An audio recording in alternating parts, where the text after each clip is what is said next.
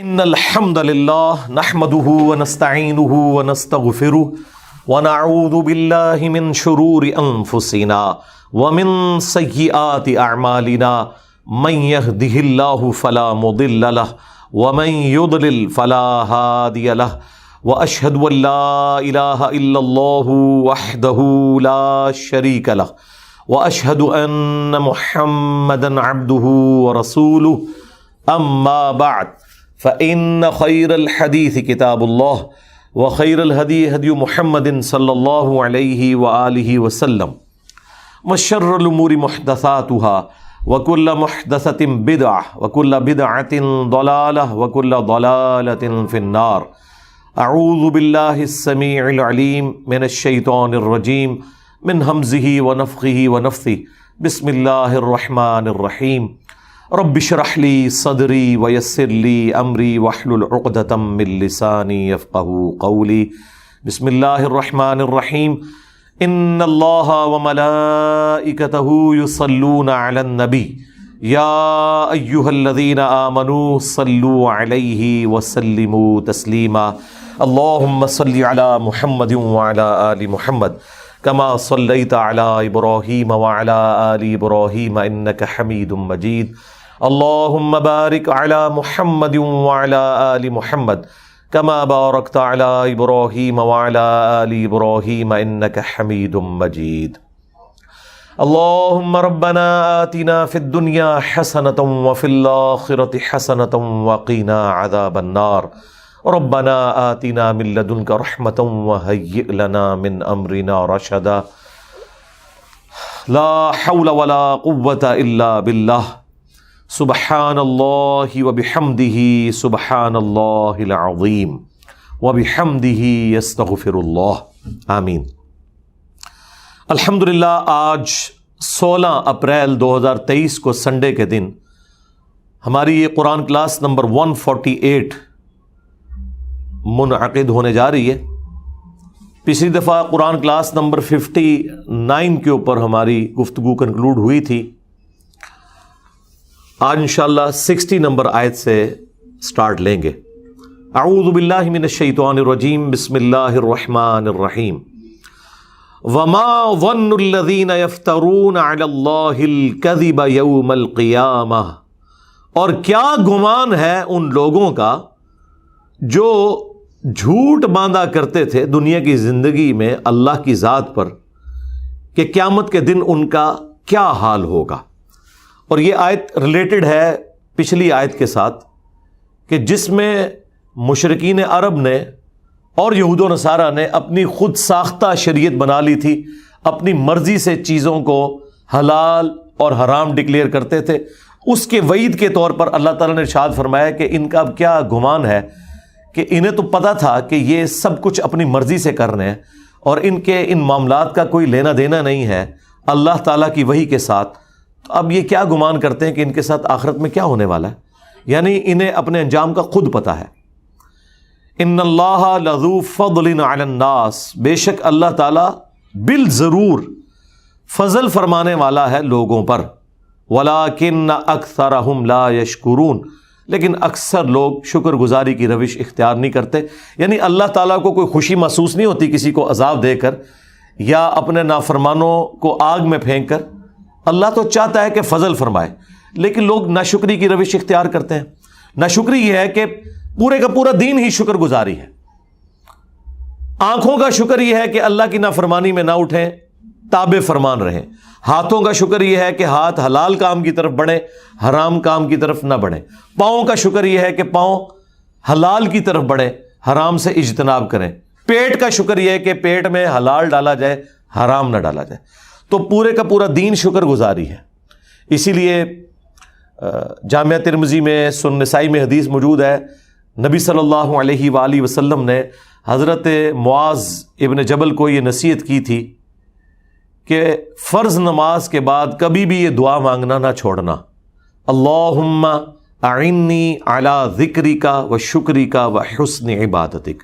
اللہم کے ساتھ بھی ہے اور ربی اعنی یہ اس لفظ کے ساتھ بھی ہے، دونوں درست ہیں.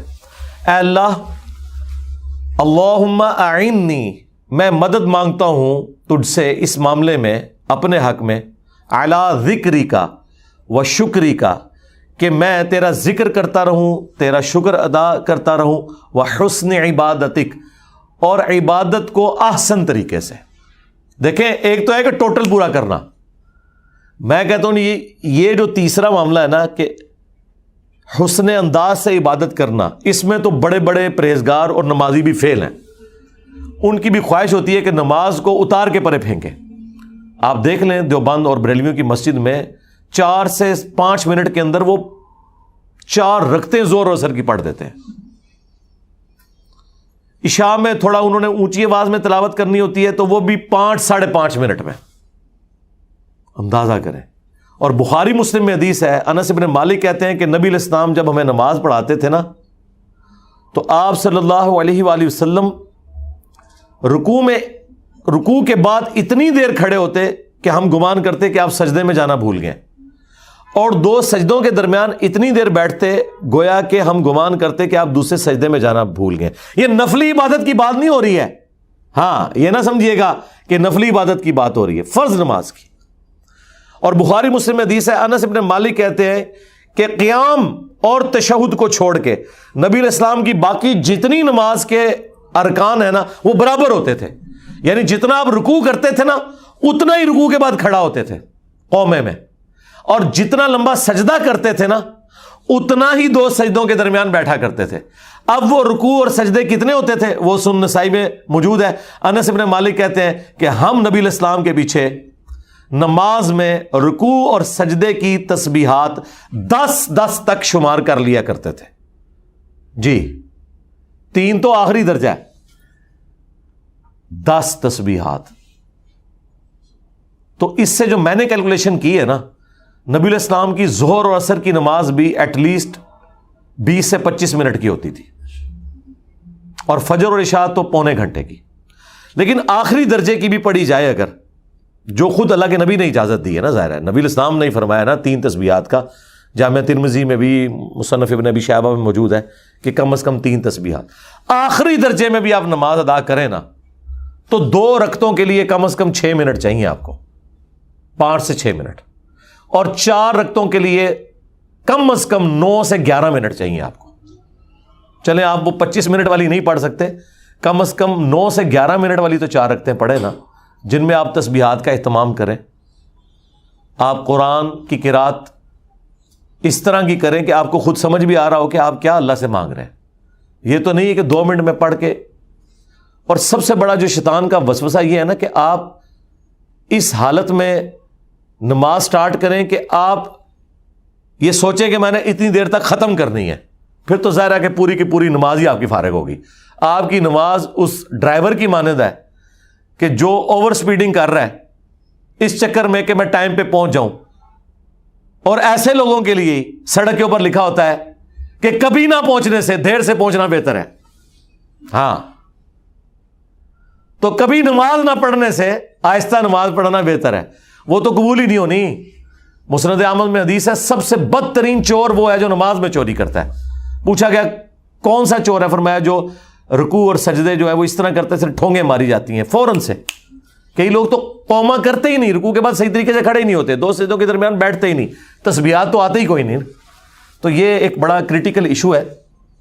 شکر سے میں نے سٹارٹ لیا تھا، تو شکر یہ ہے کہ آپ نے ذوق و شوق کے ساتھ عبادت کرنی ہے۔ اللہم اعنی، اے اللہ میری مدد فرما، علی ذکری کا، کہ میں تیرا ذکر کرتا رہوں، و شکری کا، اور تیرا شکر ادا کرتا رہوں، و حسن عبادتک، اور عبادت جو بھی کروں نا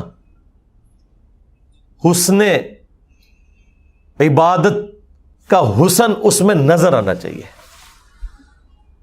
ایسی میں عبادت کروں، اور اس کے لیے پھر پروٹوکول کے ساتھ آپ کو عبادت کرنی ہوگی۔ بڑی شاندار ایک آیت آ رہی ہے اسپیسیفکلی نبی علیہ السلام اور ان کے جانثار ساتھیوں اور اہل ایمان کے لیے، تاکہ انہیں یہ یقین آ جائے کہ وہ جو کچھ اللہ کے لیے کر رہے ہیں نا، اللہ تعالیٰ ہر لمحے میں انہیں دیکھ رہا ہے۔ جب آپ کی یہ کیفیت ہو کہ جس کے لیے آپ مشقت اٹھا رہے ہیں وہ آپ کو اس وقت لائیو دیکھ رہا ہے، تو وہ تکلیف جھیلنا آپ کے لیے آسان ہو جاتی ہے۔ تو یہ اللہ تعالیٰ نے کانسیپٹ دیا ہے. آپ دنیا میں بھی جس دوست کے لیے قربانی کر رہے ہیں نا، اور عین اس تکلیف میں وہ دوست آپ کو دیکھ رہا ہو کہ اس کو میری وجہ سے یہ تکلیف اٹھانی پڑ رہی ہے، تو آپ کو وہ تکلیف اٹھانا آسان ہو جاتا ہے کہ جس کے لیے کر رہا تھا اسے تو پتہ چل گیا آج میں نے اپنی دوستی منوا لی اس سے. اور دنیا میں ساری دوستیاں اسی بنیاد پہ چل رہی ہیں. خاوند پوری زندگی اپنی بیوی کو یہ بتانے کی کوشش کرتا رہتا ہے میں تیرے ساتھ مخلص ہوں، بیوی اپنے خاوند کو بتانے کی کوشش کرتی رہتی ہے. اور کبھی زندگی میں کبھی کبھار اس طرح کے لمحات بھی آتے ہیں کہ وہ این ایونٹ یہ ڈیسائیڈ کر دیتا ہے کہ آج جو ہے نا میرے خاوند نے میرے لیے سٹینڈ لیا ہے، یا آج میری بیوی نے میرے لیے سٹینڈ لیا ہے. وہ ایک لمحہ آپ کی پوری زندگی کے اوپر بھاری ہوتا ہے، کیونکہ آپ منوانے میں کامیاب ہو جاتے ہیں اور وہ تکلیف گزارنا بھی آپ پہ آسان ہو جاتا ہے اگر آپ تکلیف میں بھی ہوں. تو جس اللہ کے لیے ہم یہ زندگی تکلیف میں کاٹتے ہیں، اگر آپ کو یہ یقین ہو کہ عین اس لمحے میں اللہ آپ کو دیکھ رہا ہے تو تکلیف جھیلنا آسان ہے. لوگ کہتے ہیں حسین ابن علی نے اتنی بڑی قربانی کربلا میں کیسے دی؟ بھائی حسین ابن علی ریئل ٹائم یہ چیز فیل کر رہے تھے کہ اس وقت میں اپنے رب کی خاطر، اس کے محبوب کے دین کی خاطر یہاں آیا ہوں. ان کے لیے وہ تکلیف جھیلنا آسان ہوگی، اور یہی اس طرف اشارہ ہے. وما تکون فی شأن، اور اے نبی تم کسی حال میں بھی ہو، وما تتلو منہ من قرآن، اور جب کبھی بھی تم قرآن کی تلاوت کر رہے ہوتے ہو کبھی ایسا نہیں ہوتا، ولا تعملون من عمل، اور نہ کوئی عمل تم کر رہے ہوتے ہو نیکی کا. یہ تین چیزیں گنوائیں کہ کوئی بھی کام کر رہے ہو، قرآن کی تلاوت کر رہے ہو، یا کوئی بھی عمل کر رہے ہو، الا مگر یہ کہ اس حال میں ہوتا ہے کننا علیکم شہودا، ہم اس وقت دیکھ رہے ہوتے ہیں تمہیں کہ نبی تم اس وقت. بلکہ اللہ نے تو قرآن میں یہاں تک کہا کہ اے نبی جب آپ غزوہ بدر اور احد میں صحابہ کی صفیں سیدھی کروا رہے تھے قتال کے لیے تو ہم آپ کو دیکھ رہے تھے اس وقت. ہاں، حضرت نوح علیہ السلام کے بارے میں قرآن میں آیا کہ اے نوح ہماری آنکھوں کے سامنے اور ہماری انسٹرکشنز کے مطابق وہ کشتی بنا. وہ اتنی بڑی کشتی بنانا ان کے لیے آسان ہو گئی، کیونکہ ہر لمحے پہ جب اللہ آپ کو بتا رہا ہو کہ اہلا پھٹا ایتھے لانا ہے، ایتھے کیل ٹھوکنا ہے، آپ ذرا اس کی لذت کو فیل کریں. اور قرآن میں آیا کہ ہماری آنکھوں کے سامنے اور ہماری وحی کے ذریعے وہ کشتی تیار کر. تو اسی لیے تو پھر وہ اتنے عرصے میں کشتی تیار ہوئی تھی، اتنا عرصہ وہ مزہ انجوائے کیا حضرت نوح علیہ السلام نے. جس طرح کہ موسیٰ علیہ السلام سے جب اللہ نے گفتگو کی، سوال تو صرف اتنا پوچھا تھا کہ تیرے ہاتھ میں کیا ہے، اس کا جواب تو یہ تھا عصا ہے. لیکن انہوں نے اس پہ اکتفا نہیں کیا، کہا یہ میرے ہاتھ میں عصا ہے، اس کے ذریعے میں اپنی بھیڑ بکریوں کے لیے پتے بھی جھاڑتا ہوں. کس کو بتا رہے تھے؟ اللہ کو. اللہ کو تو پتہ ہے. یہ بات کرنے کی لذت لینا ہوتا ہے. تو اللہ تعالیٰ فرما رہا ہے کہ جب کبھی بھی تم کسی حالت میں ہوتے ہو، قرآن کی تلاوت کر رہے ہو یا کوئی بھی نیکی کا عمل، اس حال میں کہ اللہ اس وقت تمہیں دیکھ رہا ہوتا ہے. اذ تفیضون فیہ، جب تم اس کام میں مشغول ہوتے ہو. اس کانٹیکسٹ میں وہ بخاری مسلم حدیث ہے کہ اللہ تعالیٰ سب سے زیادہ متوجہ ہو کر وقت کے پیغمبر کو سنتا ہے جب وہ قرآن کی تلاوت کر رہا ہوتا ہے. تو نبی اسلام اس لیے بڑے شوق سے قرآن کرتے تھے، اس کی تلاوت کیا کرتے تھے. اس لیے تو اتنا لمبا قیام بھی ہوتا تھا، نمازوں کا بھی اور نوافل کا بھی. تو جب تم ان کاموں میں مشغول ہوتے ہو اللہ تمہیں دیکھ رہا ہوتا ہے. وما يعزب عن ربك من مثقال ذرة في الارض ولا في السماء، اور اے نبی تمہارے رب کی نگاہوں سے کوئی ذرے کے برابر بھی چیز نہ تو زمین میں اور نہ آسمان میں. ولا اصغر من ذلك ولا اکبر، اور نہ ذرے سے کوئی چیز کم نہ زیادہ. الا فی کتاب مبین، وہ اللہ تعالیٰ کے علم میں ہے اس حال میں کہ اللہ نے اسے پہلے ہی لوح محفوظ کے اوپر لکھ رکھا ہے. یعنی زمین و آسمان میں کوئی ذرے کے برابر چیز ہے یا اس سے کم یا اس سے زیادہ، وہ اللہ تعالیٰ کے علم میں ہے. اور ایسے علم میں ہے کہ وہ پہلی لوح محفوظ میں لکھی ہے. تو اللہ تبارک و تعالیٰ اپنے ہر بندے کے ہر عمل سے واقف ہے. اس کی وجہ سے ایک تو گناہوں سے بچنا بھی آسان ہو جاتا ہے، دوسرا نیکیوں پہ استقامت بھی مل جاتی ہے، انسان کو صبر کرنا آسان ہو جاتا ہے۔ تکلیف تو بہرحال اس نے آپ کو دینی ہے، چاہے وہ فجر کے وقت بستر چھوڑنے کی تکلیف ہو، سردیوں میں غسل جنابت کی تکلیف ہو، گرمیوں میں روزہ رکھنے کی تکلیف ہو، اور پوری زندگی رزق کی تلاش میں مشقت اٹھانے کی تکلیف ہو۔ یہ سب سے بڑی تکلیف ہے جو پیٹ لگا ہوا ہے ساتھ۔ آپ ایک لمحے کے لیے امیجن کریں اگر یہ پیٹ ساتھ نہ ہو تو ہمارے 99% مسئلے حل ہو جائیں۔ ساری چیزیں اسی کے گرد گھومتی ہیں نا، میاں بیوی کی لڑائیاں بھی اکانومی کی وجہ سے ہو رہی ہوتی ہیں۔ ہاں، جو بچے بد اخلاق ہوتے ہیں لیکن ماں باپ کو خوب پیسہ دیتے ہیں، ان کے لیے دعائیں نکلتی ہیں ماں باپ کے دل سے، اور جو دیتے کچھ نہیں صرف خوش اخلاق ہوتے ہیں، ان کو وہ منہ پہ بھی ذلیل کرتے ہیں، پیچھے سے بھی ذلیل کرتے ہیں۔ ایک نیچرل چیز ہے، یہ سب کچھ پیسے کے گرد گھوم رہا ہے۔ اگر آپ دولت سے، مال سے ان سارے معاملات کو آزاد کر دیں نا تو آپ کے سارے مسئلے حل ہو جائیں گے۔ تو یہ سب سے بڑی پرماننٹ تکلیف ہے جو اللہ نے انسان کے ساتھ اٹیچ کی ہے۔ صرف انسانوں کے ساتھ نہیں، جانوروں کے ساتھ بھی اٹیچ ہے۔ صبح نکلتے ہیں جانور اللہ پہ توکل کرتے ہوئے، ان کو نہیں پتا ہوتا کہ ہمارا رزق کہاں لکھا ہوا ہے، زندہ بھی واپس آنا ہے نہیں آنا، اللہ تعالیٰ رزق پورا کرتا ہے ان کا، تکلیف وہ بھی اٹھاتے ہیں۔ پوری زندگی جو پرماننٹ تکلیف انسان اٹھا رہا ہے نا، وہ یہ پیٹ کی تکلیف ہے، جو سب سے بڑی تکلیف اٹیچ ہے، مشقت اٹیچ ہے۔ لیکن ظاہر ہے کہ یہ ایک سینسٹیو چیز ہے، اسی لیے پھر رزق حلال کے اوپر اتنی ایمفسائز کیا گیا اور رزق حرام کی اتنی مذمت کی گئی کہ انسان حیران رہ جاتا ہے کہ نیکیوں پہ اتنا نہیں ابھارا گیا جتنا ان چیزوں کے اوپر زور دیا گیا، حقوق اللہ کے بعد حقوق العباد والے معاملات کے اندر۔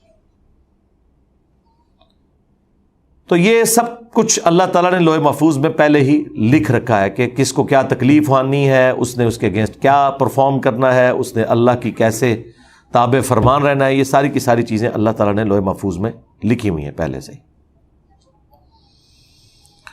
اب وہ شہر آفاق آیت آ رہی ہے جو چند لوگوں نے اپنے ممبروں پر انہی آیات کو تختہ مشق بنا کے اپنے بزرگ بابوں کو گلوریفائی کیا ہوا ہے۔ الا ان اولیاء اللہ لا خوف علیہم ولا ہم یحزنون۔ کان کھول کر سن لو، آگاہ ہو جاؤ، بے شک جو اللہ کے اولیاء ہیں، جو اللہ کے چنے ہوئے محبوب بندے ہیں، انہیں نہ تو کوئی خوف ہوتا ہے نہ کوئی غم۔ الذین آمنوا وکانوا یتقون، اور نشانی ان کی یہ ہے کہ وہ ایمان لاتے ہیں اور پھر پوری زندگی اللہ سے ڈرتے ہی رہتے ہیں۔ یہ اللہ نے ساتھ نشانی بھی بتا دی ہے، یعنی اس میں کوئی داڑھی، پگڑی، جبے، تسبیحاں ان کا ذکر نہیں آیا، بلکہ ان ساری چیزوں کو کور کیا، حقوق اللہ اور حقوق العباد کو ایک جملے میں، کہ ایمان لاتے ہیں نا اور پھر پوری زندگی ڈرتے رہتے ہیں۔ جو مسلم شریف میں حدیث ہے کہ ایک صحابی نے کہا یا رسول اللہ کو نصیحت کریں، آپ نے فرمایا کہ تم کہو میں اللہ پر ایمان لایا، پھر ڈٹ جا اس کے اوپر۔ بس یہ ایک نصیحت یاد رکھیں، قیامت ہے اس کے اندر، کہو میں رب پر ایمان لایا، پھر ڈٹا رہا ہے اس کے اوپر۔ ڈٹا رہنا یہ نہیں ہے کہ آخری دم تک بس صرف یہ کہتے رہنا ہے، نہیں، رب پہ ایمان لائے ہو بس، پھر اب مخلوق کی نہیں سنی جائے گی، اب حکم میرے جسم پہ بھی میرے رب کا چلے گا۔ ہاں، میرا رب کہے گا نا کہ ماں باپ کے ساتھ حسن سلوک کرنا ہے، میں کروں گا۔ میرا ماں باپ کے ساتھ جتنے بھی معاملات ہیں، خواہ وہ دنیاوی اعتبار سے ہیں، دینی اعتبار سے ہیں، وہ میں نے اللہ کے حکم کے تحت ان کو پورا کرنا ہے۔ میں نے اپنے بیوی بچوں کے ساتھ جو معاملات کرنے ہیں وہ اللہ کے حکم کے تحت پورے کرنے ہیں۔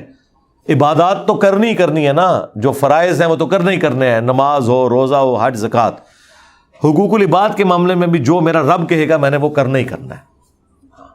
یہ نہیں ہے کہ میں یتیم بھتیجوں اور بھانجوں کا مال ہڑپ کر لوں اور کہوں کہ تہجد کے میں پہلے 8 پڑھتا تھا اب 16 نفل پڑھوں گا، انشاءاللہ معافی ہو جائے گی۔ نہیں، انشاءاللہ جہنم میں جاؤ گے۔ کوئی عبادت کام نہیں آئے گی اگر تم نے حقوق العباد پورے نہ کیے۔ تو جو ایمان لائے اور اس کے بعد پھر ڈرتے رہے، پرہیزگار رہے پوری زندگی۔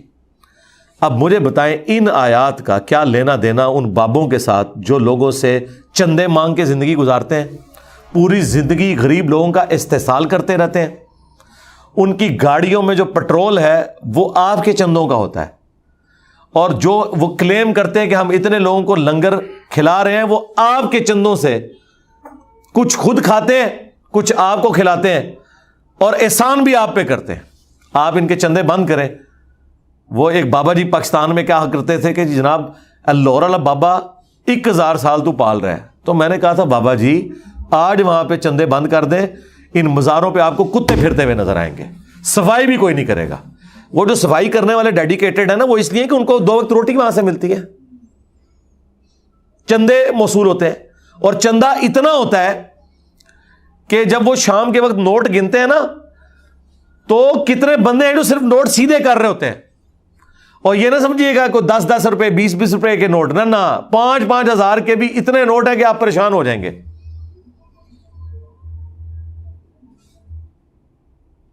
درجنوں لوگ تو نوٹ گن رہے ہیں اور انہی سے ہی یہ سارے معاملات چل رہے ہوتے ہیں، اور آپ کو دھوکہ یہ دیا ہوا ہے کہ روحانی طور پہ چل رہے ہیں. محکمہ اوقاف تنخواہیں ان کو دیتا ہے، ان کی آمدن ان مزارات سے ہوتی ہے، تب یہ چلتا ہے. تو یہ خام خواہ آپ کو ان لوگوں کی طرف لگایا ہوا ہے کہ جی وہ جس طرح ہمارے وہ ایک بزرگ کہتے ہیں کہ جی IMF قرضہ نہیں دے رہا تو کوئی مسئلہ نہیں، آپ داتا صاحب کے دربار پہ چلے جائیں، اندازہ کرو. اور بھائی وہ دربار تو خود چندوں پہ چل رہا ہے، پاکستانیوں کے چندے پہ. انہوں نے کو پہلے پاکستانیوں نے چندے واپس کرو. جس طرح ہم IMF کے مقروض ہیں نا، یہ دربار سارے پاکستانی عوام کے مقروض ہیں. ہاں، ایران میں وہ کہا جاتا ہے کہ گورنمنٹ آف ایران جو ہے وہ مشہد کی مقروض ہے. وہاں پہ بہت بڑا مزار ہے امام علی ابن موسیٰ رضا کا علیہ السلام. تو وہاں پہ تو لوگ سونے کی، عورتیں اپنی بالیاں اور کڑے بھی جو ہے نا وہ نذرانے کے طور پہ پھینک کے چلی جاتی ہیں. اتنا مال ہوتا ہے وہاں پہ. تو یہ چندوں کے اوپر یہ سارے معاملات چل رہے ہوتے ہیں. تو اللہ تو فرما رہا ہے نیک بندے وہ ہیں کہ جو نہ کسی خوف میں ہوتے ہیں نہ غم میں، یعنی انہیں کوئی پیٹ کا خوف نہیں ہوتا کہ ہمیں لوگوں نے کھلانا ہے. وہ خود اللہ کہ نبی کی سنت کے مطابق رزق حلال کماتے ہیں، انہیں کوئی غم نہیں ہوتا. یہ تو ہر وقت خوف اور غم کی کیفیت میں رہتے ہیں. سارے پیروں نے باڈی گارڈ رکھے ہوئے، آپ دیکھ لیں، نہیں رکھے ہوئے. ایک ٹائم کا وہ 2 کلو جو ہے چھوٹا گوشت کھاتے ہیں، اس کے بغیر تو وہ سٹارٹ ہی نہیں ہوتے. وہ بھی بھنا ہوا بغیر روٹی کے، ڈائریکٹ مسالے والا گوشت. تو وہ تو بیچارے ہر وقت خوف اور غم کی حالت میں رہتے ہیں. تو اللہ کے بندے وہ ہیں جو اللہ کے ساتھ اپنا تعلق مضبوط کریں. باقی تکلیف تو ظاہر دنیا میں آنی ہے. یہ نہیں ہونا کہ کوئی ولی اللہ بیٹھا ہے اس کے پاس ایک پٹاخہ چھوٹے اور وہ یوں نہیں کرے گا. کرے گا. دیکھیں عطا القادری صاحب جلسے کے دوران اسپیکر میں سے جب وہ پھٹنے کی آواز آئی ہے تو ان کی کیا حالت ہوئی ہے. اس کے علاوہ بھی سارے اولیاء اللہ اسی طرح ہی کرتے ہیں، ایسے تو کوئی مسئلہ نہیں ہے. تو یہ وہ ڈسکس نہیں ہو رہا. یعنی دنیا اور آخرت میں اللہ کے ساتھ ان کا تعلق ایسا ہے کہ وہ مخلوق کا نہ کوئی خوف رکھتے ہیں، نہ کوئی اس اعتبار سے غم رکھتے ہیں کہ ہمیں کوئی تکلیف پہنچا سکتا ہے. اور نشانی ہے کہ وہ ایمان لاتے ہیں اور پرہیزگاری کی روش اختیار کرتے ہیں. ہر وقت اللہ سے ڈرتے رہتے ہیں کہ میں نے کوئی عمل ایسا نہیں کرنا کہ میرا رب مجھ سے ناراض ہو جائے. تو یہ ہیں جی اولیاء اللہ. تسی بڑھائے رہے ہیں بابے جو نماز بھی نہیں آمدی، ان کے لیے ہے لہم البشرا فی الحیات الدنیا. ایسے لوگوں کے لیے دنیا کی زندگی میں بھی خوشخبری ہے، وفی الآخرہ اور آخرت میں بھی. لا تبدیل لکلمات اللہ، اور اللہ کے کلمات نہیں بدلتے. یعنی اللہ نے یہ جو فیصلہ کیا ہے نا کہ ایسا ہوگا ایسا ہی ہوگا. ذالک هو الفوز العظیم، اور یہی ہے سب سے بڑی کامیابی. اصل کامیابی یہ ہے. اصل جیتا وہ جو آخرت کے دن جیت گیا، اور اصل میں ہارا وہ جو آخرت کے دن ہار گیا. اسی لیے کہا گیا کہ آخرت کا دن ہے یوم التغابن. سورہ تغابن میں آیا ہار اور جیت کے فیصلے کا دن. اللہ کے کلمات نہیں بدلتے. اللہ کا یہ فیصلہ ہے کہ جو دنیا میں پیغمبروں کی پیروی کرے گا آخرت میں نہ اسے کوئی خوف ہوگا نہ غم ہوگا. یہ بات یہاں پہ اس لیے کی جا رہی ہے کہ دنیا میں ایسا ہوتا ہے کہ آپ کی محنت کا رزلٹ 0 سے ملٹیپلائی ہو جاتا ہے. آخرت میں ایسا نہیں ہوگا. دنیا میں تقدیر بھی غالب آ جاتی ہے. آپ ارادہ بھی کرتے ہیں، کوشش بھی کرتے ہیں، رزلٹ اپوزٹ نکلتا ہے. کیوں؟ کہ دنیا میں اللہ نے تقدیر کے معاملات رکھے ہیں. آزمائش کے لیے آپ کو آپ کا متعلقہ رزلٹ نہیں ملے گا. لیکن آخرت میں ایسا نہیں ہوگا.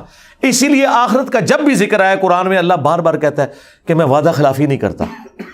دنیا میں انسان کو بعض اوقات یہ فہم آتا ہے کہ وعدہ خلافی ہوگی, میں نے محنت کی تھی رزلٹ اپوزٹ نکلا. وہ وعدہ خلافی نہیں ہوتی, اگرچہ بظاہر ایسا ہی ہوتا ہے کہ رزلٹ اپوزٹ آتا ہے, لیکن دنیا میں اللہ نے یہ آزمائش کے طور پہ رکھا ہے کہ آپ کی محنت کا رزلٹ آپ کو نہیں ملے گا, مل بھی سکتا ہے. لیکن آخرت میں ایسا نہیں ہوگا کہ جس نے دنیا میں محنت کی اور وہ زیرو سے ملٹیپلائی ہو جائے. آخرت میں کوئی تقدیر غالب نہیں آئے گی, جو آپ نے کیا ہے وہی آپ کاٹیں گے. ہاں اگر ریاکاری کی وجہ سے کیا ہے, رسول اللہ کے پیٹرن پہ نہیں کیا, بعدعقیدگی کے ساتھ کیا ہے, پھر زیرو سے ملٹیپلائی ہوگا. اور وہ اللہ نے دنیا میں ہی بتا دیا کہ ریاکار کی کوئی عبادت قبول نہیں جو دنیا میں لوگوں کے دکھلاوے کے لیے کوئی کام کرتا ہے. اور کسی کی کوئی ایسی عبادت قبول نہیں ہے جو رسول اللہ کے طریقے سے ہٹ کے ہو صلی اللہ علیہ وآلہ وسلم. اور کسی کی عبادت اس وقت تک قبول نہیں ہے جب تک کہ وہ والا عقیدہ توحید, ختم نبوت اور آخرت نہ رکھ لے جو قرآن و سنت میں وارد ہوا ہے. سیدھی سی بات ہے, دنیا میں اسے اجر مل سکتا ہے, آخرت میں نہیں. وَلَا يَحْزُنْكَ قَوْلُهُمْ, تو اے نبی ان کی باتیں آپ کو غمناک نہ کریں. اِنَّ الْعِزَّةَ لِلَّهِ جَمِيعًا, بے شک عزت تو ساری کی ساری اللہ کے لیے اور اللہ ہی کی طرف سے ہے. هُوَ السَّمِيعُ الْعَلِيمُ, اور وہی ہے سننے والا اور علم والا. یہ اسی کی کوالٹی ہے جی. تمام مخلوقات کو بیک وقت سننا اور ان کے بارے میں علم رکھنا اور پھر ان کی حاجت کو پورا بھی کرنا, یہ صرف اللہ ہی کی کوالٹی ہے. اور صحیح مسلم میں ایک بڑی لمبی حدیث قدسی ہے نا کہ تمام جن و انس کسی میدان میں جمع ہو جائیں اور بیک وقت اللہ کو پکاریں, اللہ تعالیٰ سب کی سنے گا اور ان کی حاجت پوری بھی کرے گا. میدان میں تو چھوڑ دیں سرکار, آج بھی ہزاروں لاکھوں ویل مچھلیاں پیسیفک اور اٹلانٹک کے اندر, بحر الکاہل میں اور بحر اوقیانوس میں موجود ہیں کہ جو چھوٹے سائز کی مچھلی ہے نا اس کے بھی ایک دن کی خوراک جو ہے وہ 500 سے لے کے 1000 کلو گرام تک ہے. آپ تو 1 کلو گوشت خریدتے وقت بھی سوچتے ہیں. دنیا میں لاکھوں ویل مچھلیوں کا روزانہ لاکھوں ٹن گوشت کون پورا کر رہا ہے؟ اللہ. اٹلانٹک میں اور پیسیفک اوشن کے اندر اتنی بڑی بڑی ویل مچھلی ہیں کہ ان کا سائز افریقہ کے 11 ہاتھیوں کے برابر. 11 ہتھنیاں, ہتھنی ذرا بڑی ہوتی ہے, 11 ہتھنیاں ہونا افریقہ کی 11 ایک ویل مچھلی بنتی ہے. اتنی بڑی بڑی ویل مچھلی ہیں, وہ کھاتی کتنا ہوگی؟ ہمیں تو سائنس کی برکت سے ابھی صرف یہ ڈیٹا مل رہا ہے, ہمیں تو پتہ ہی نہیں تھا کہ یہ اتنی بڑی مچھلیاں کتنی تعداد میں موجود ہیں اور وہ کیا کھاتی ہیں اور کتنا کھاتی ہیں. آج تک کسی بزرگ نے لکھا ہے کسی کتاب کے اندر کہ ایک ویل مچھلی کتنا کھاتی ہے؟ بزرگ تو دنوں دے حال بھی جانتے سن نا. بزرگوں کو یہ بھی نہیں پتا چلا کہ ویل مچھلی حلال ہے یا حرام ہے. وہ یہی فیصلہ نہیں کر سکے کیونکہ ویل مچھلی جو ہے نا وہ انڈے نہیں دیتی, وہ میملز میں آتی ہے. تو فقہ حنفی والے اسے حلال نہیں سمجھتے, وہ کہتے ہیں مچھلی آئی نہیں ہے. اور ہم نے بخاری مسلم سے بتایا تھا کہ ابو عبیدہ ابن جرح کو جب نبی علیہ السلام نے ایک غزوے کے لیے جہاد میں بھیجا تو وہ کہتے ہیں کہ بھوکے تھے ہم, تو اللہ تعالیٰ نے سمندر کے ساحل پر ایک اتنی بڑی مچھلی ڈالی کہ ہم 15 دن تک کھاتے رہے پورا قافلہ. اور اینڈ پہ ابو عبیدہ نے کہا کہ اس کا وہ جو ڈھانچہ نکلا ہے نا, وہ جو اندر اس کا ہڈیوں کا ڈھانچہ جو ہے وہ 2 ہڈیاں جوڑو یوں کر کے, تو جوڑی گئیں تو ایک گھوڑ جو اونٹ سوار ہے, گھوڑ سوار نہیں اونٹ سوار, اس کے نیچے سے گزر سکتا تھا. یعنی آپ سمجھ لیں کم از کم 12-14 فٹ اونچا وہ اس کا صرف ڈھانچہ بن رہا تھا. اب ہم حنفیوں سے پوچھتے ہیں یہ مچھلی کون سی تھی ذرا آپ بتا دیں. وہ کہتے ہیں آپ بھی تلاش کریں ہم بھی تلاش کرتے ہیں. بھئی تلاش ہے, وہ ویل مچھلی ہے اور کوئی مچھلی ایسی نہیں ہے. تو سمندر کے تمام جانور جو سمندر سے نکالنے کے بعد مر جائیں وہ سمندری جانور ہیں, اور قرآن کی روح سے سمندر کا جانور, پانی کا جانور آپ کے لیے حلال ہے. کچھوا باہر نکل کے نہیں مرتا, حرام ہے. سانپ باہر نکل کے نہیں مرتا, حرام ہے. ہاں مچھلی باہر نکل کے مر جاتی ہے، ویل مچھلی شاید مرتے ہوئے 1.5 گھنٹہ لے، کیونکہ وہ 1.5 گھنٹے تک تو سانس کے بغیر بھی رہ سکتی ہے. اچھا، اسی طریقے سے کیکڑے وہ کئی گھنٹے نکال جاتے ہیں لیکن الٹیمیٹلی وہ بھی مر جاتے ہیں. جھینگا مچھلی اکثر لوگ پوچھ رہے ہوتے ہیں بھی مچھلی ہے، فوراً مرنا ضروری نہیں ہے. یعنی وہ پلانٹ ارتھ پہ بغیر پانی کے رہ نہیں سکتی.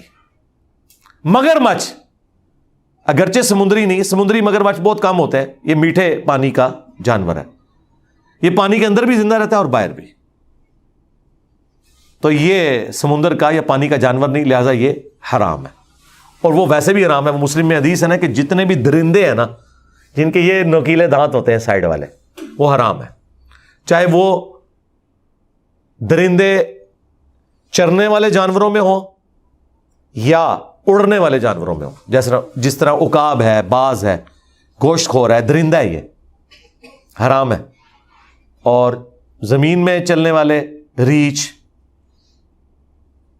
کتا، خنزیر، کیونکہ وہ اومنیورس ہے. آپ پتا خنزیر گوشت خور بھی ہے، سبزی خور نہیں ہے صرف، اس لیے تو خنزیر کے بارے میں مینشن کیا گیا. باقی تو اس کی ساری چیزیں جو ہے نا وہ وہی ہیں جو مویشیوں کی ہوتی ہیں، لیکن یہ اس کی چیز ایک ڈفرنٹ ہے، اسے حرام قرار دیا گیا کیونکہ وہ درندے میں اسے شمار کیا گیا. شیر درندے میں شمار ہوا ہے، اور علماء سو درندے ہیں. اچھا، اللہ تبارک و تعالی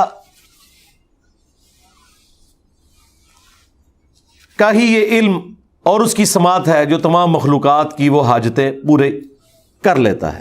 اس پہ کنکلوڈ ہوئی تھی بات. الا ان للہ من فی السماوات ومن فی الارض، آگاہ ہو جاؤ بے شک اللہ ہی کے لیے ہے جو کچھ آسمانوں میں ہے اور جو کچھ زمین میں، یعنی اللہ ہی اس کا مالک ہے. وما یتبع الذین یدعون من دون اللہ شرکاء، اور کس کی پیروی کر رہے ہیں جو لوگ پکار رہے ہیں اللہ کے سوا اور شریکوں کو. شکر ہے یہاں پہ ترجمہ انہوں نے پکار کا پکار ہی کیا، ورنہ یہ پیر کرم شاہ صاحب بھی جہاں پہ بھی پکارنے کی باری آتی ہے تو عبادت کر رہے ہیں. ہاں، تاکہ اس طرف دماغ جائے نہ کہ یہ پکارنا بھی عبادت ہے. یہاں دیکھیں یدعون آیا ہے، یعبدون نہیں آیا. تو عبادت، پکارنا بھی عبادت ہے. الدعاء هو العبادہ، دعا ہی تو عبادت ہے جو حدیث شریف میں آیا. پھر حضور نے اپنی بات کی تصدیق میں آیت بھی تلاوت کی، یہ ترمذی میں، نسائی میں حدیث موجود ہے. ادعونی استجب لکم، اے میرے بندو مجھ سے مانگو میں قبول کروں گا. ان الذین یستکبرون عن عبادتی، جو لوگ بے شک میری دعا سے تکبر کرتے ہیں، عبادت سے تکبر کرتے ہیں، میں انہیں ذلیل و خوار کر کے جہنم میں داخل کروں گا. اللہم لا تجعلنا منہم، اللہم اجرنا من النار. تو اللہ تعالیٰ فرما رہے ہیں کہ کس کی پیروی کر رہے ہیں کہ اللہ کے سوا اور ہستیوں کو پکار رہے ہیں.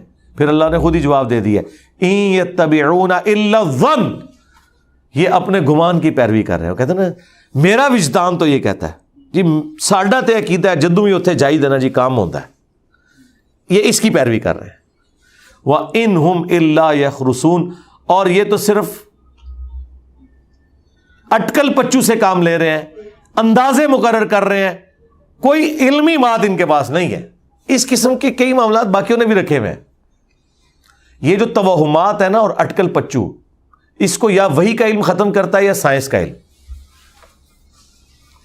گورے کو اگر ٹنڈولکر جا کے یہ بتائے نا کہ جب میں فلاں مندر سے فلاں کلر کا رومال باندھتا ہوں تو جتنے میچوں میں نے باندھا تو سینچری ہوئی، اور وہ ہو بھی جائے، وہ کہیں گے ایسے نہیں سرکار، ہم 100 دفعہ ایکسپیریمنٹ پرفارم کریں گے، اور 100 کی 100 دفعہ اگر آپ کی بات ٹھیک ہوئی تو مان لیں گے.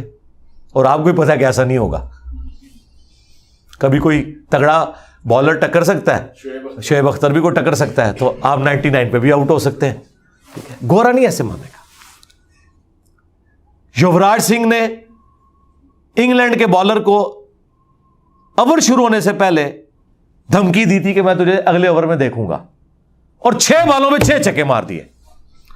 اب یوراج سنگھ اسے اپنے مذہب کے ساتھ جوڑے اور کہے کہ دیکھا میرے مذہب کے حق ہونے کی دلیل ہے کہ میں نے دھمکی دی اور فاسٹ بالر کو جو آج تک کسی نے بھی نہیں مارے تھے 6 چھکے. ابھی تک جتنے لگے تھے اسپنرز کو لگے تھے، 6 کے 6 بالوں پہ 6 چھکے مارے، یہ میرے حق پہ ہونے کی دلیل ہے۔ تو گورے کا کیا؟ نہ، اس طرح نہیں سرکار، ہم 100 دفعہ آپ کی دھمکی لیں گے، 100 دفعہ 100 مختلف بالر آپ کو 6 بالیں کرائیں گے، اور اگر 100 کے 100 دفعہ یہ 6 چھکے ہو گئے تو آپ کی بات ٹھیک ہے۔ اسٹیٹسٹیکل ڈیٹا لیں گے۔ یہ لوگ 1-2 واقعات کو پکڑ کے اسے کسی کی بزرگی کلیم کر دیتے ہیں۔ اور جی آج نیت سی کھیر کھانے دی، اگو پیر صاحب کو گئے تو لے آ کے کھیر ہی انہوں نے رکھی۔ سرکار ہمارے اسٹوڈنٹ کے ساتھ کئی دفعہ ایسا ہو چکا ہے، ان کے ساتھ ہم نے یہی کچھ کیا ہے، مجھے تو پتہ بھی نہیں ہے، تو اب میں اس کو کرامت بنا کے پیش کرنا شروع کر دوں گا۔ ہاں 100 دفعہ وہ نیت کر کے آئے کھیر کی تو ہو سکتا ہے 3 دفعہ ہی ملے انہیں۔ ہاں 100 دفعہ اگر سموسے کی نیت کر کے آئے اور بیچ میں رمضان کا مہینہ نہ آتا ہو تو 100 کے 100 دفعہ انشاءاللہ آپ کو سموسا ملے گا۔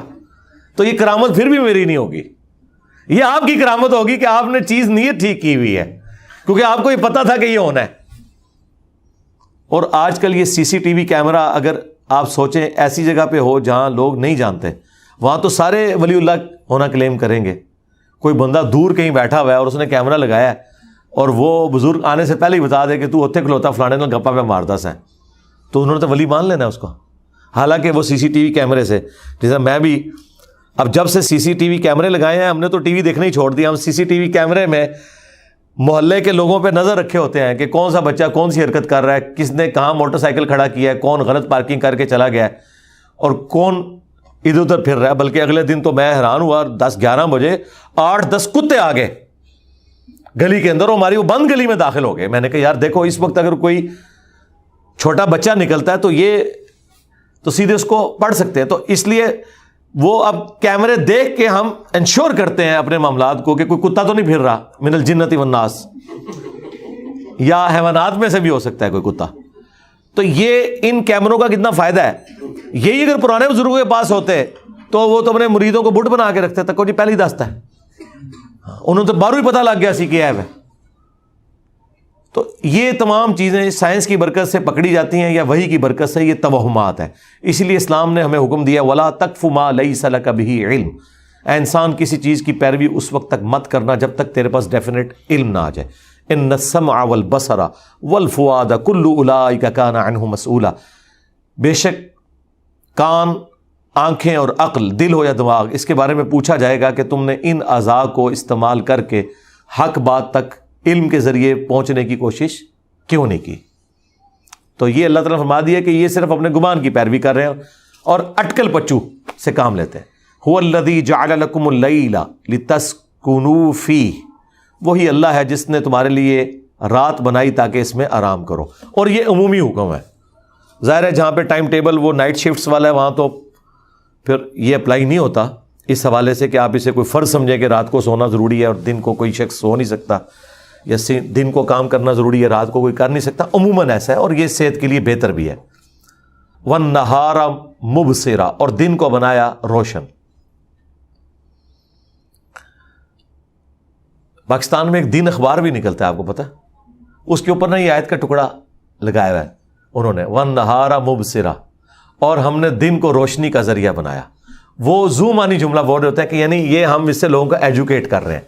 آیت قرآن کی ہے لیکن قرآن نے اسپیسیفکلی اس اعتبار سے نہیں اس کو بیان کیا ہوا، جیسے یوفون بھی آتا ہے قرآن میں۔ ہاں یوفون، انہیں پورا یعنی وہ اپنی نظر کو پورا کرتے ہیں، یوفون، لیکن وہ یوفون انگریزی والا یوفون نہیں ہے، نہ ہمارا موبائل ہے وہ یوفون۔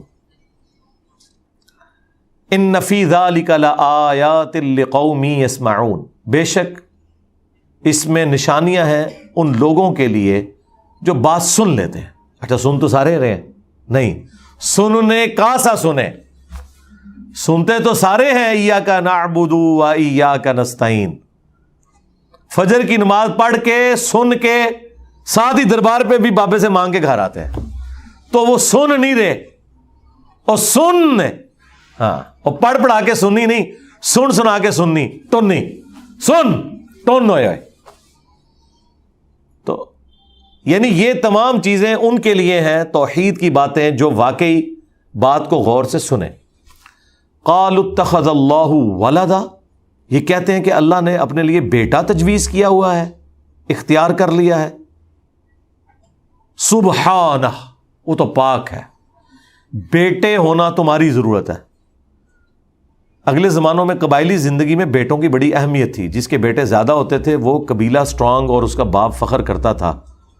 10 بیٹوں کا باپ ہے جی، یہ طاقت ہے. ظاہر ہے کہ اس وقت مین پاور تھی نا. آج بھی لفظ یہ استعمال ہوتا ہے مین پاور. تو وہاں تو جنگیں بھی ظاہر ہے مین پاور کے ذریعے ہوتی تھی. تو اولاد ضرورت ہے انسانیت کی، ایک مین پاور کے طور پر، اور دوسرا ہر انسان کی خواہش ہے کہ اس کی نسل آگے چلے جو اس کے نام کو زندہ رکھے. اس لیے آپ دیکھیں بڑے بڑے لوگ بھی الٹیمیٹلی جاتے جاتے اپنے بچوں کو اپنی مسجد کے اوپر چھوڑ کے چلے جاتے ہیں. جس طرح ہمارے استاد ڈاکٹر سراج صاحب کے بارے میں لوگ کہتے ہیں پوری زندگی خلافت کی بات کرتے رہے اور جاتے ہوئے ملوکیت کر گئے، اپنے بیٹے کو بنا کے چلے گئے. مس ہینڈل تو ہوا. اور یہ میں بتاؤں یہ ان کے ساتھیوں نے انہیں گمراہ کیا. انہوں نے انیشلی جو کمیٹی بنائی تھی ان میں ان کا بیٹا شامل نہیں تھا. جو 10 بندے اسکروٹنی کر کے ان میں سے ایک بننا تھا نا، ان میں ان کا بیٹا نہیں تھا. بعد میں لوگوں نے کہا کہ جی یہ بیٹا ہونے کی وجہ سے اسے محروم کر دیا جائے، اس کی بھی بڑی خدمات ہے. پھر شامل کیا اور کرتے کرتے اسکروٹنگ ہوتے وہ اسی کا نام نکال لیا. اندازہ کریں جو ان بزرگوں کی آدھی عمر کے لوگ تھے کہ جن کی شروع سے قربانیاں تھیں. خیر اب تو ان کا وہ تھوڑا یعنی دماغی ایشو ہے، وہ ان کی میموری لاس ہو چکی ہے اور شارٹ ٹائم میموری ان کی ختم ہوگی. تو پھر اب انہوں نے اپنے امیر چینج کیا. اب ویسے انہوں نے ڈاکٹر سراج صاحب کے بیٹے تھے ان میں سے کسی کو نہیں بنایا، بلکہ الگ سے انہوں نے ان کو بنایا. کیا نام ہے جی ان کا؟ ہاں شجاع الدین شیخ صاحب. ماشاءاللہ وہ ڈیزرونگ ہیں، واقعی کمپیٹنٹ بھی ہیں اور ماشاءاللہ ڈاکٹر صاحب کے مشن کو اسی طریقے سے تن من دھن لگا کے آگے لے کے چل رہے ہیں. تو میں نے آپ کو بتایا کہ ہوتا یہی ہے کہ انسان کی خواہش ہوتی ہے کہ اس کی اولاد اس کا مشن لے کر چلے. تو اللہ طرف ہمارا ہے کہ اللہ تعالیٰ تو کوئی اولاد نہیں رکھتا. سبحانہ، وہ پاک ہے. هو الغنی، اور وہ بے پرواہ بھی ہے. مطلب کیا ہے اس کا؟ کہ اولاد تمہاری ضرورت ہے. جس نے مر جانا ہے کہ اس کا مشن آگے چلے. اللہ کو تو موت نہیں آنی.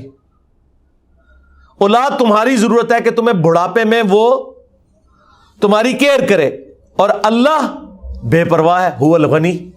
اللہ کی ضرورت اولاد ہو ہی نہیں سکتی، اس لیے اس نے اپنی اولاد نہیں رکھی. لیکن اللہ نے ساتھ یہ کہا کہ اگر اللہ نے اولاد رکھنی ہوتی نا، سورہ زمر کے سٹارٹ میں ہے کہ اگر اللہ کو شوق ہوتا نا کوئی اس طرح کا، کوئی اس کی خواہش ہوتی کہ اولاد ہو، تو ہم اپنی مخلوق میں سے جسے چاہتے چن لیتے.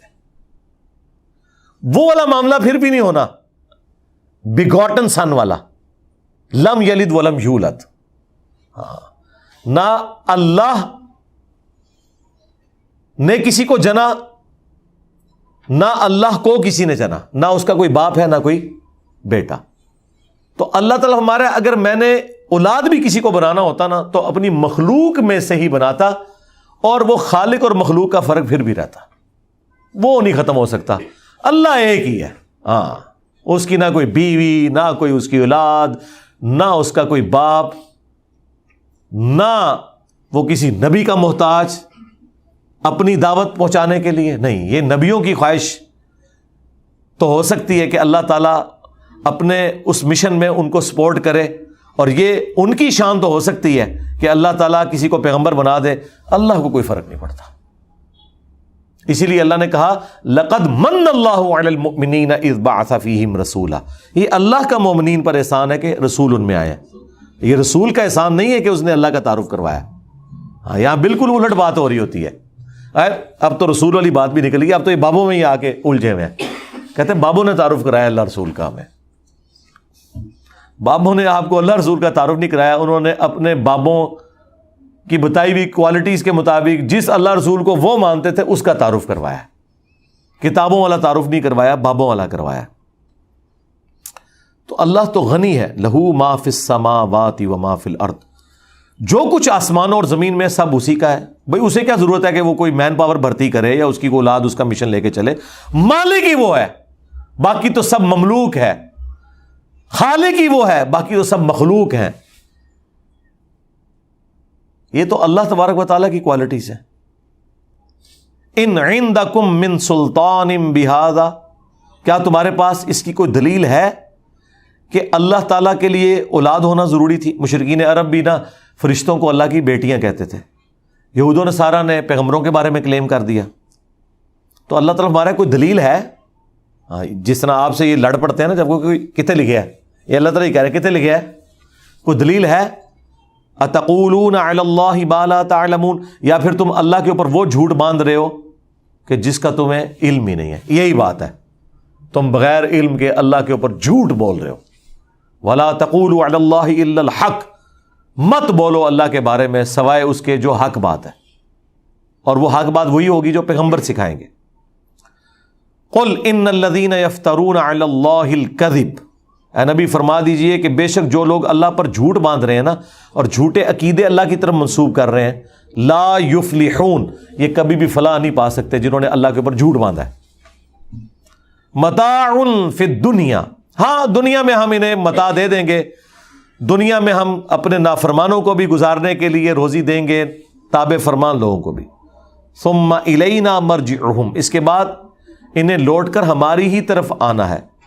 ثم نذیقہم العذاب، پھر ہم انہیں چکھائیں گے مزہ عذاب کا، اور عام عذاب نہیں، نذیقہم العذاب الشدید بما کانوا یکفرون، سخت ترین شدید ترین عذاب بسبب اس کے جو دنیا میں وہ کفر کی روش اختیار کیا کرتے تھے. تو آخرت میں اللہ تعالیٰ ان سے بدلہ لے گا. دنیا میں جو ڈھیل ہے وہ اللہ تعالیٰ کا ڈیوائن پلان ہے کہ دنیا میں ڈھیل دیتا ہے.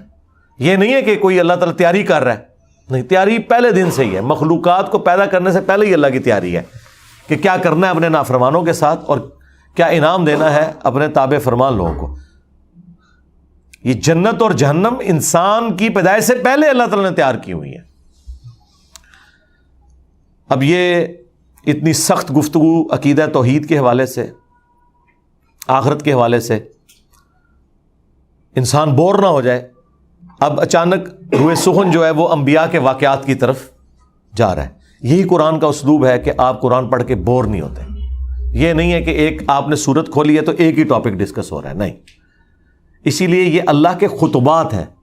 خطبے میں انسان سخت بات بھی کرتا ہے، نرم بات بھی کرتا ہے، مثال بھی بیان کرتا ہے، کوئی مزاح کی بات بھی کرتا ہے کہ لوگ بور نہ ہو جائیں، اور کوئی واقعہ بھی سنا دیتا ہے انٹرسٹ کے طور پہ. اب وہی ذکر آ رہا ہے.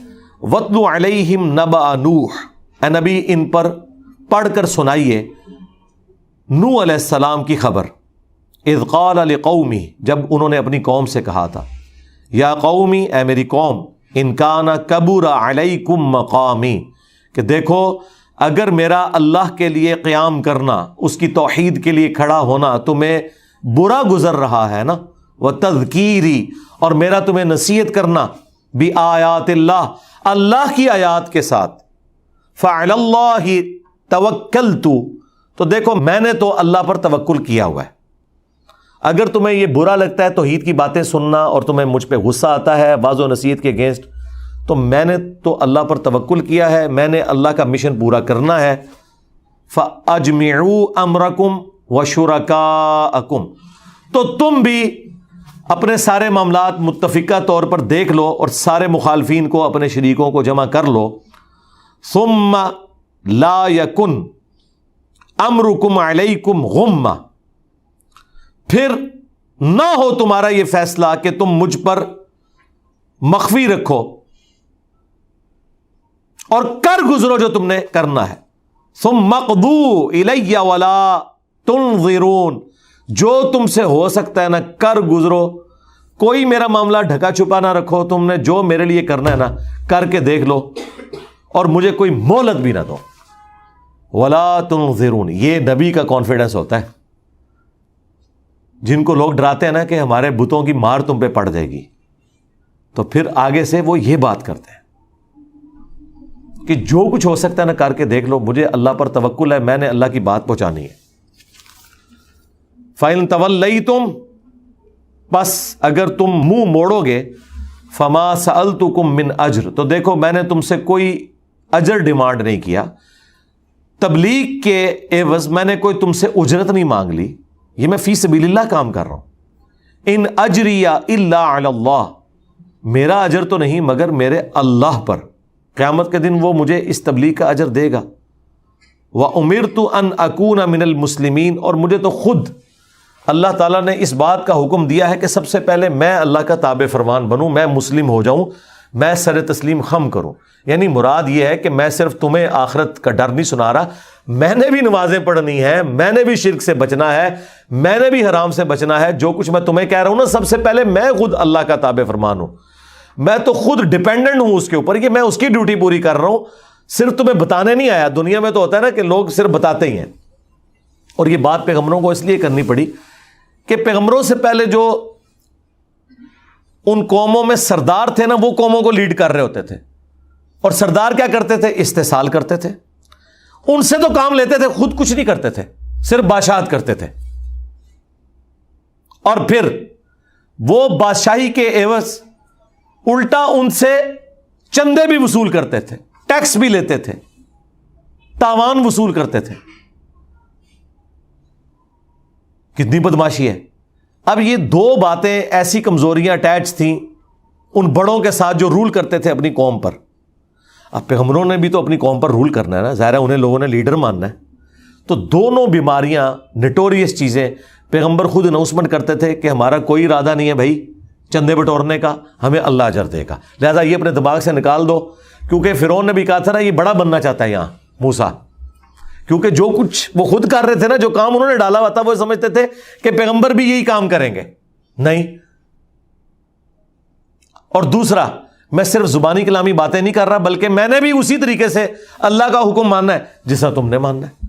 ہمارے نبی سے نہیں 3 دفعہ کہلوایا گیا، قل انی اخاف ان عصیت ربی عذاب یوم عظیم.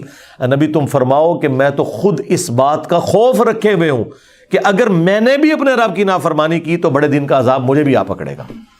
اب مجھے بتائیں، اس کے بعد اگر کسی کو سمجھ نہ آئے اور لوگ کسی کے کہنے پر سبحان اللہ کہیں جو یہ دعویٰ کرے کہ میں اس وقت تک جنت میں نہیں جاؤں گا جب تک کہ اپنے سارے مرید جنت میں لے نہ جاؤں، تو اس پہ تو پڑھنا چاہیے لعنت اللہ علی الکاذبین، جھوٹوں پہ اللہ کی لعنت.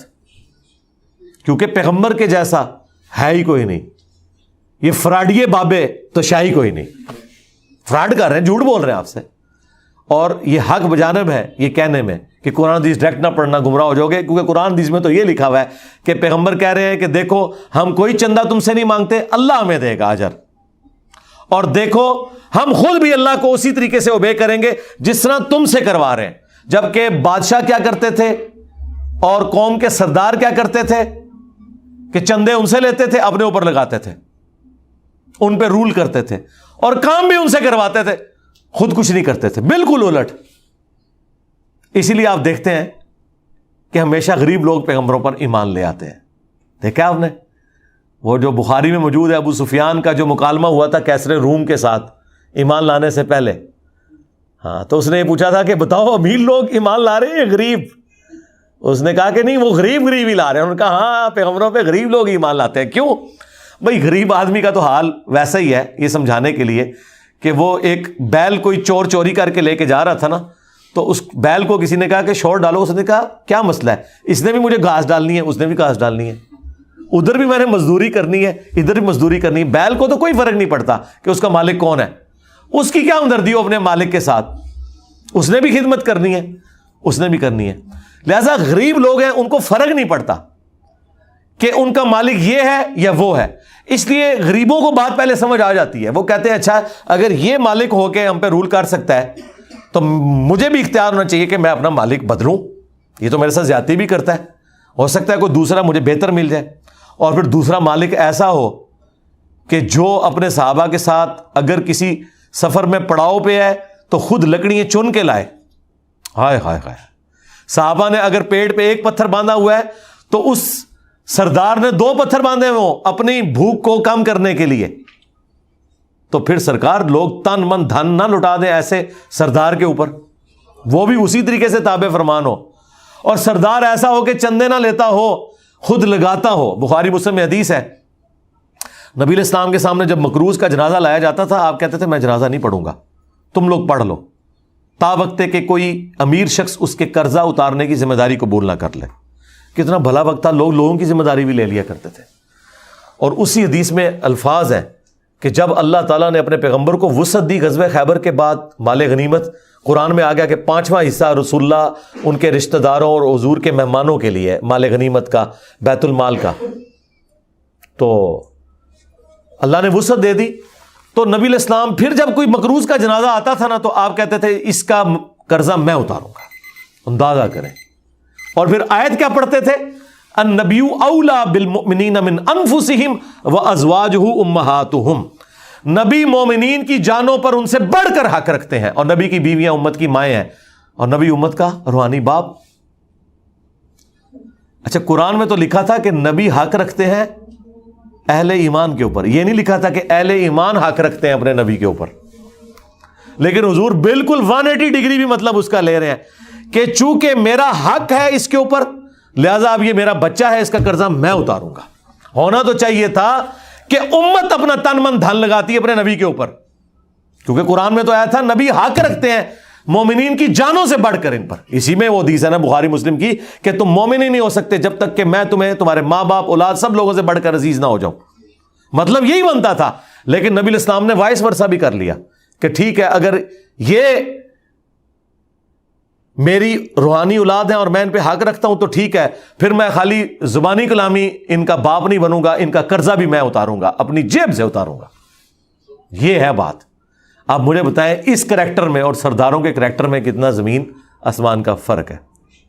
اس لیے وہ اصحاب الکاف کا ایک جملہ میں نے اپنے دماغ میں چپکا کے رکھا ہے.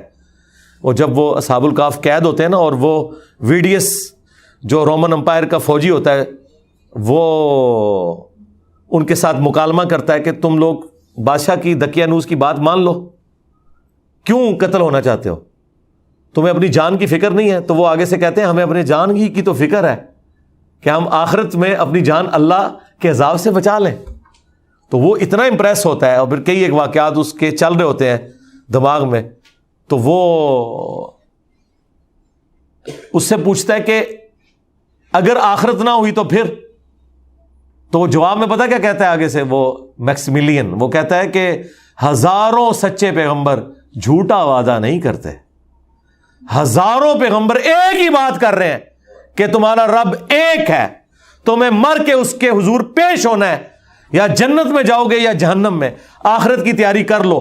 ہزاروں پیغمبر ہزاروں سال کی ہسٹری میں جو ایک دوسرے سے ملے ہوئے بھی نہیں ہیں کہ یہ سمجھے کہ ایک دوسرے کی لیگیسی آگے لے کے چل رہے ہیں, مختلف علاقوں میں آئے ہوئے ہیں, ایک دوسرے سے رشتہ داریاں بھی ان کی نہیں ہیں, اور بات ایک ہی کر رہے ہیں کہ ایک اللہ ہے.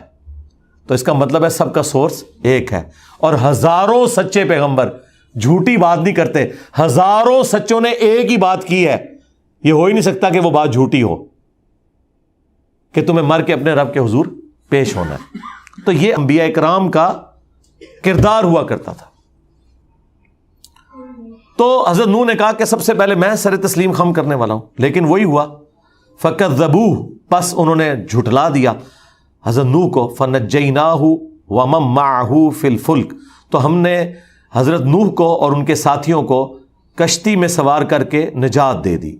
وجعلناہم خلائف, اور ہم نے بنا دیا انہیں ان کا جانشین, یعنی وہ تو مر گئے, اب زمین پہ ان کو حکومت دی جو اہل ایمان تھے. وَأَغْرَقْنَا الَّذِينَ كَذَّبُوا بِآيَاتِنَا, اور غرق کر دیا ہم نے ان کافروں کو جنہوں نے ہماری آیات کو جھٹلایا تھا. فَانظُرْ كَيْفَ كَانَ عَاقِبَةُ الْمُنذَرِينَ, تو دیکھو کیا ہی برا انجام ہوا ان لوگوں کا کہ جنہیں ڈر سنایا گیا تھا وقت کے پیغمبر کے ذریعے, اور وہ وعدہ پورا ہو گیا. اللہم احسن عاقبتنا فی الامور کلیہا واجرنا من خزی الدنیا وعذاب الآخرہ. رضیت باللہ ربا وبالاسلام دینا وبمحمد نبیا. اللہم من احییتہ منا فاحیہ علی الاسلام ومن توفیتہ منا فتوفہ علی الایمان. سبحانک اللہم وبحمدک اشہد ان لا الہ الا انت استغفرک واتوب الیک وما علینا الا البلاغ المبین. جزاکم اللہ خیر.